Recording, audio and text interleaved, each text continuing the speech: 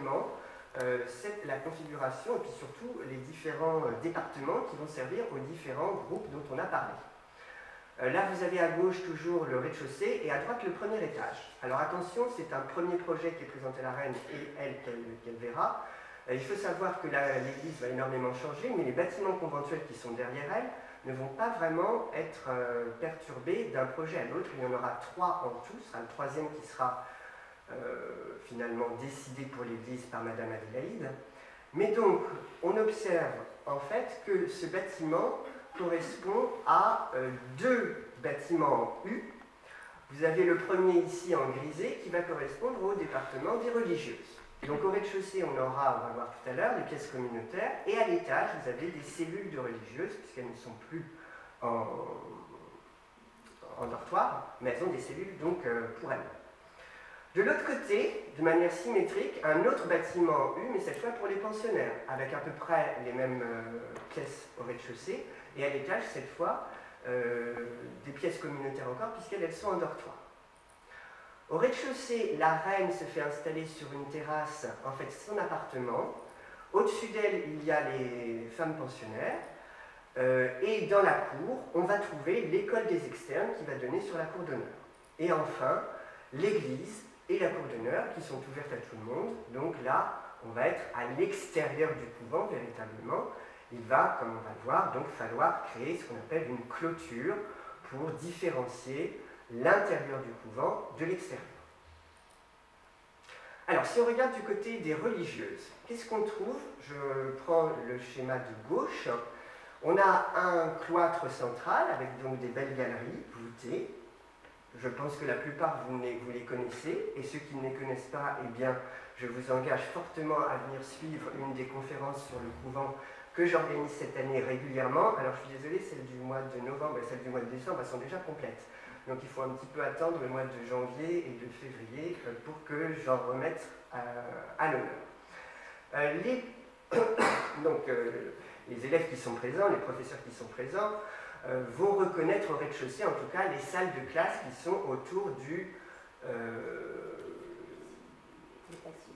bâtiment à l'est. C'est-à-dire la vie scolaire du lycée et puis le grand escalier qui monte aux salles plutôt de langue et donc des salles de langue. Alors au rez-de-chaussée, on a les bâtiments de la communauté. Vous voyez donc complètement à gauche, si je prends le coin complètement à gauche de la photo, 2 grandes salles qui sont d'une part en haut l'ouvroir, c'est là où elles vont faire leur ouvrage, elles sont notamment elles font de la couture, et en dessous le réfectoire. Puis en face du réfectoire, si je regarde maintenant la bande horizontale qui est tout en bas, donc on continue, à gauche vous avez une toute petite pièce qui va correspondre au lavoir, qui est à côté de la grande cuisine. Si on augmente les plans, on voit très bien que dans la cuisine, il y a notamment des potagers et une grande cheminée, puis un escalier central qui va permettre donc d'arriver à l'étage. S'ensuit ensuite le lavoir, une lingerie, une pharmacie, un laboratoire, et enfin des commodités qui sont tout en bas à droite au rez-de-chaussée. Et puis sur la dernière partie, vous avez une très très grande, séparée en 2, infirmerie. Et la pièce qui est tout en haut à droite au rez-de-chaussée, c'est la pièce importante du chapitre, très belle pièce, avec 7 fenêtres donc, qui donnent sur l'ancien château de Clagny et sur les jardins. À l'étage, vous voyez que c'est différent. Alors qu'on avait un couloir au rez-de-chaussée qui était tout autour comme un cloître en fait, autour du jardin, à l'étage, là, le couloir il est centré par rapport au bâtiment qui font à peu près 9 mètres de large. C'est-à-dire que vous avez un couloir central de 3 mètres et puis vous avez de part et d'autre les 45 petites pièces qui vont être des petites chambres de religieuses. Chacune donc, va bénéficier d'une fenêtre, d'un lit et d'une cellule d'à peu près 9 mètres carrés. Il y a 2 cellules qui sont doubles. Alors je ne sais pas si vous les voyez, il y en a une qui est tout en haut à droite, en face de la bibliothèque à droite, il y a même une petite cheminée, donc ça, il y en a une pour la mère supérieure, qui a un bureau avec une cheminée, et l'autre qui est pour la mère économe, qui s'occupe donc des biens financiers, et qui a elle aussi une cheminée dans son petit bureau. Le bâtiment central est un bâtiment, lui, à 3 niveaux. Donc vous avez une photo du bâtiment central correspondant au cloître central. Le bâtiment de la Reine occupe le rez-de-chaussée avec, donc sur le plan en haut à droite, une antichambre au centre, et puis ensuite il y a deux appartements qui vont être desservis justement par cette antichambre. L'un pour la Reine et l'autre pour probablement une dame de compagnie. Avec une chambre, un oratoire, des garde-robes, et il y a toute une partie en fait qui est sur 2 étages, avec donc des petites pièces, notamment pour une femme de chambre et les appartements de la femme de chambre, ainsi que donc des rangements. Et puis, alors je vais recommencer avec mon stylet.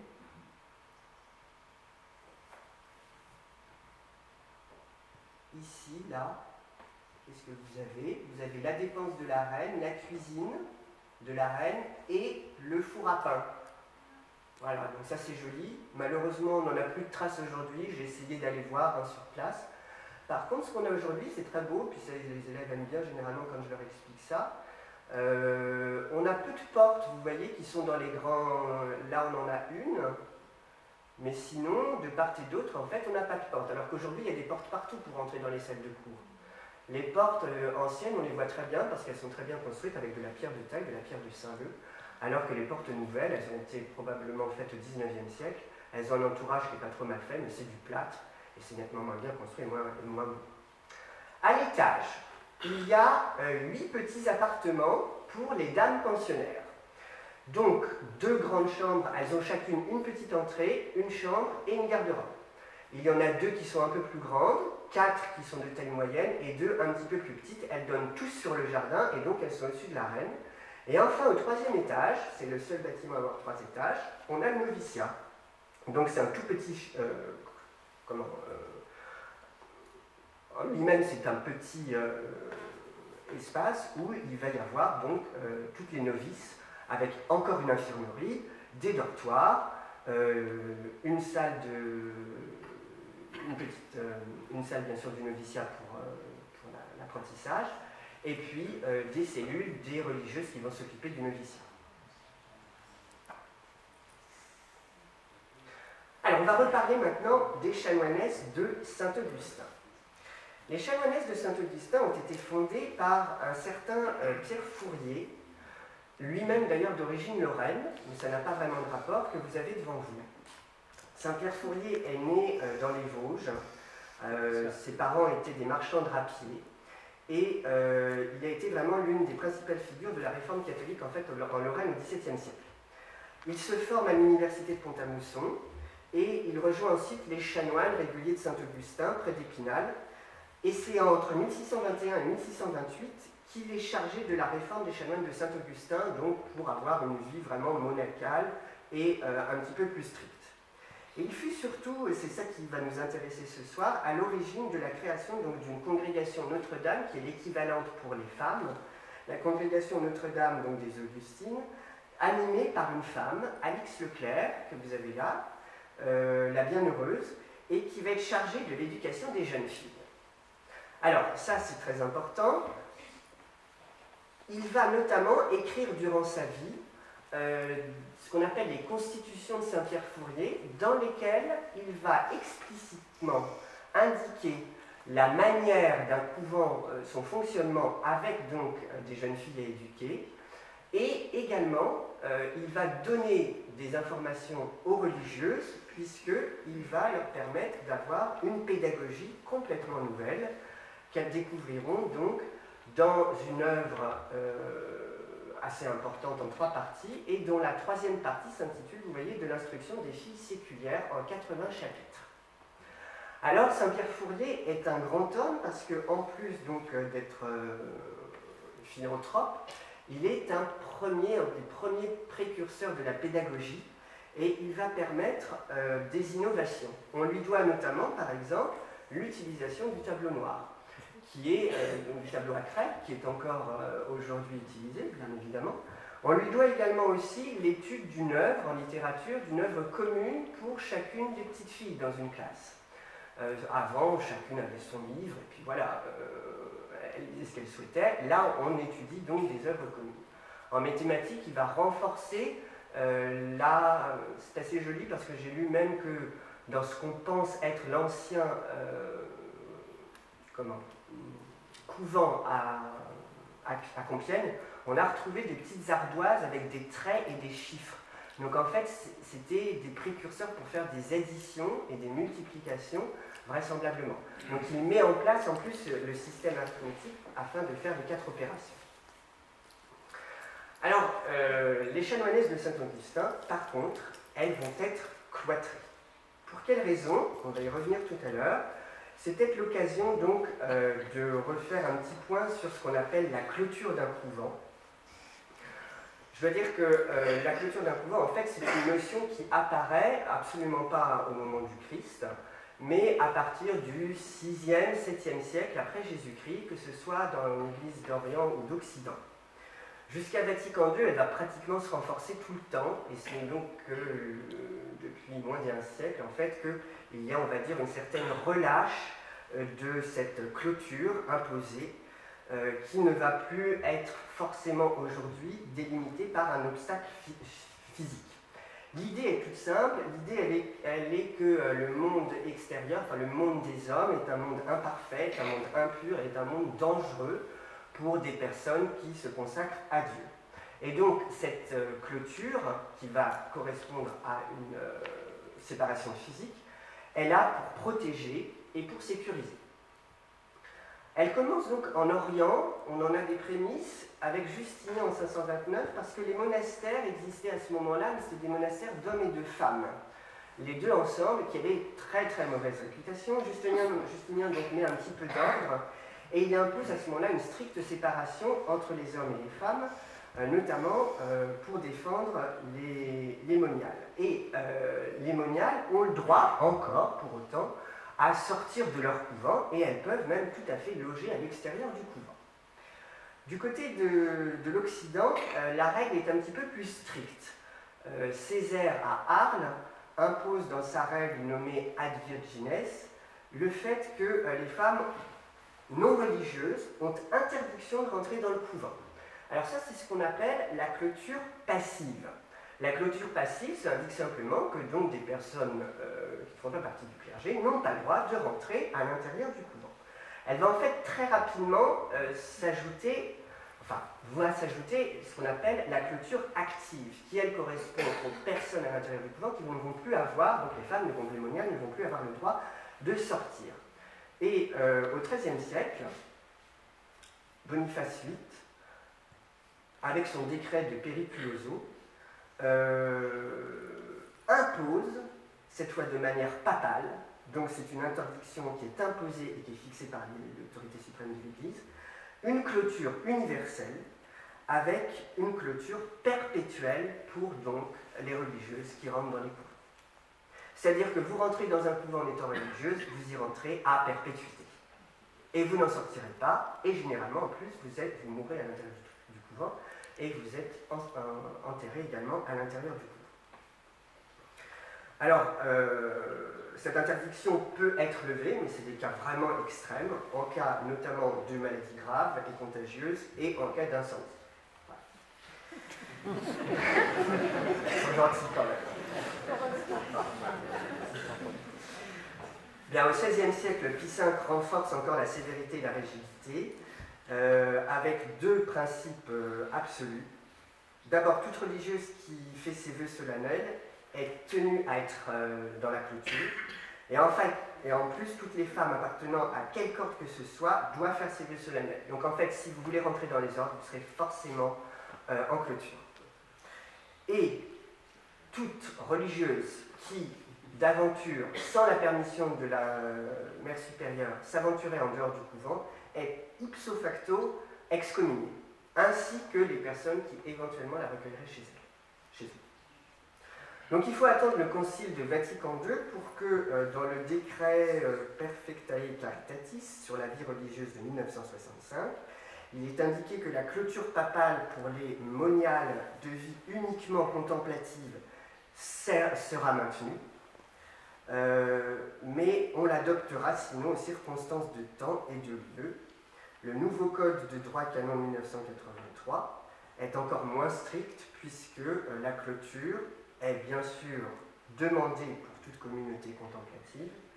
Mais sinon, il faut un lieu simplement de recueillement dans le couvent, c'est-à-dire qu'on peut accueillir du monde, on peut en sortir, mais un endroit de recueillement et de prière, bien sûr, doit toujours être présent. Alors, cette clôture, comme je viens de la présenter, donc c'est cette structure physique, mais il faut savoir qu'en fait, cette structure, elle est aussi, on va dire, dans les esprits, elle est beaucoup plus spirituelle, de façon plus générale. Elle a une valeur spirituelle parce que c'est une séparation, comme je dis, une protection vis-à-vis du danger de l'extérieur, et elle a des adeptes. Elle a des adeptes parce qu'il y en a certains en fait, qui sont amoureux de la clôture, qui vont permettre d'avoir cette solitude qui leur permet d'être complètement en communauté avec Dieu. Et ce qu'ils recherchent. C'est l'exemple par exemple de Thérèse d'Avila que vous avez à gauche. Puis un autre personnage à droite va indiquer que la clôture est avant tout un esprit qu'il faut avoir, c'est-à-dire qu'on peut vivre bien sûr dans le monde des hommes, mais l'esprit lui-même se fait lui-même une clôture avec un esprit intérieur. La clôture est donc plus spirituelle, elle doit remplacer les barrières physiques imposées donc qui peuvent être finalement quasi inexistantes. Saint Vincent de Paul indiquera par exemple, dans ce sens, au fil de la charité, vous aurez pour monastère les chambres des malades, pour cloître les rues de la ville, pour grille la crainte de Dieu, et pour voile la sainte modestie. Voilà ce que je voulais vous dire donc sur cette clôture. Qu'en est-il des chanoinesses régulières de Saint-Augustin? Eh bien, Saint-Pierre Fourier veut absolument que son ordre soit reconnu par la papauté. Et donc pour cela, à son époque, il faut absolument une clôture. Mais les enseignantes de Saint-Augustin ne sont absolument pas des religieuses qui sont recluses simplement en adoration et qui restent simplement des religieuses, enfin qui sont simplement contemplatives, on va dire, mais elles ont un rôle apostolique, et si vous voulez, il y a une contradiction entre le fait d'être en clôture et d'instruire des jeunes filles qui, pour la plupart, et même pour la majorité, mais même pour toutes, vont avoir à être instruites pour leur vie à l'extérieur d'un couvent. On va les instruire pour qu'elles puissent mener à bien leur maison, donc qu'elles aient une maison tout simplement à garder et à entretenir, avec éventuellement du personnel, avoir de la conversation pour recevoir, et puis celles qui ne pourront pas, qui seront dans le besoin, il faut qu'elles aient en plus un métier, donc on leur enseigne la couture. Donc là, bien sûr, il y a une contradiction, mais pour autant, Saint-Pierre Fourier va être obligé d'imposer sa clôture à ses chanoinesses, alors que pour lui, elles sont avant tout, ces femmes, et il va au début les choisir comme étant des véritables institutrices. Il va parler donc de maîtresses, et il va toujours les présenter d'abord comme des maîtresses, et ensuite simplement comme des religieuses. Alix la Bienheureuse, qui travaille main dans la main avec Saint-Pierre Fourier, de la même façon, va avoir ses idées, et le choix va être de savoir si leur congrégation va plutôt être une congrégation reliée à Saint-Augustin ou à Saint-Benoît. Et finalement, c'est Saint-Augustin qui va l'emporter parce que, justement, les religieuses qui suivent la règle de Saint-Augustin ont 4 vœux à faire. Un 4e vœu correspondant à celui dont je vous ai parlé tout à l'heure déjà, celui d'enseignant et donc d'avoir une vie apostolique. Et c'est pour ça que Saint-Augustin sera préféré à Saint-Benoît. Alors, Fourier va demander au pape, donc en fait pour la fondation de sa congrégation, le droit qu'elle puisse bien exister. C'est la bulle qui lui est obtenue de Paul V en 1616, qui réglemente pour des siècles les articles essentiels. Alors, c'est pas très simple quand même. Aucune atteinte ne sera portée à la clôture monastique, c'est très très clair. Les religieuses se tiendront donc éloignées de tout commerce avec les gens du siècle, excepté avec les petites filles, donc qu'elles vont pouvoir instruire. Parce qu'au départ, c'est surtout les écoles externes qui sont importantes. Donc là, elles vont pouvoir, en effet, bien évidemment, en étant maîtresses, avoir une relation avec ces petites filles. L'instruction sera donnée en dedans du monastère, mais dans un lieu séparé de la demeure des religieuses. Et Urbain VIII fait en 1628 ne fait en fait que reprendre ces différentes clauses. Les chanoinesses auront leurs cellules, leur office, leur ouvroir, leur chœur, leur parloir, qu'on a vu tout à l'heure, distincts des lieux destinés à l'enseignement. Et dans ce lieu d'enseignement sera dans l'enclos du monastère et sera également fermé par une forte clôture. Alors, c'est ce qu'on voit ici, où se trouve, vous avez une vue qui vient de Google, hein, Google Earth, là-haut, vous voyez la chapelle vue de haut, en dessous c'est la cour d'honneur. Les deux bâtiments en équerre à droite et à gauche, c'est ce qu'on va appeler les parloirs. Et regardez à droite, le bâtiment qui est à droite, un peu sous la forme d'un T aujourd'hui, c'est justement les anciennes écoles externes. Donc aujourd'hui, c'est le bâtiment des arts, puisque c'est là où il y a d'une part la salle des actes, et d'autre part la salle de musique et la salle d'art plastique. Sur le plan d'en bas, alors vous retrouvez bien sûr les parloirs, vous retrouvez la chapelle, vous retrouvez également les écoles externes, qui ont donc cette particularité d'être autour d'une cour. Ce qui est très bien, c'est que avant l'ouverture du couvent, il y a eu un petit groupe de personnes qui venaient de l'archevêché de Paris, qui sont allées vérifier si la clôture, véritablement, était correcte pour l'ensemble du monastère.